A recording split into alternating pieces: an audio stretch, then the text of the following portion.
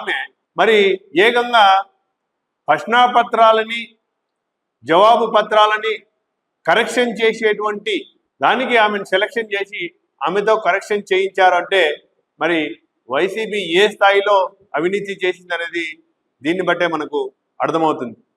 736 మంది యొక్క ఆన్సర్ షీట్లను తీసుకుంటే వాటిని మ్యాచ్ చేస్తుంటే దాదాపుగా 713 మంది యొక్క ఆన్సర్ షీట్లు అనేటువంటివి తారుమారు చేసినట్టుగా మనకు గమనిస్తున్నాం. 165 మంది ఉద్యోగాలు వస్తే అందులో 160 మంది యొక్క ఆన్సర్ షీట్లు, వారి యొక్క ప్రశ్నపత్రాలు, వారి యొక్క జవాబు పత్రాలు, వారి యొక్క ఓఎంఆర్ షీట్స్ మిస్ మ్యాచ్ అయినట్టుగా సిట్ దర్యాప్తు బృందం మనకు రిపోర్ట్ని కోర్టు వారికి సమర్పించింది. ఒకటి కాదు, అసలు ఇంటర్వ్యూ అనేటువంటిది కూడా చాలా విచిత్రంగా చేసినట్టుగా మనకు చూస్తున్నాం. అంటే వారు ఎవరైతే అనుకున్నారో వారికి అత్యధిక మార్కులు వేయడం, ఎవరికైతే ఉద్యోగాలు ఇవ్వదు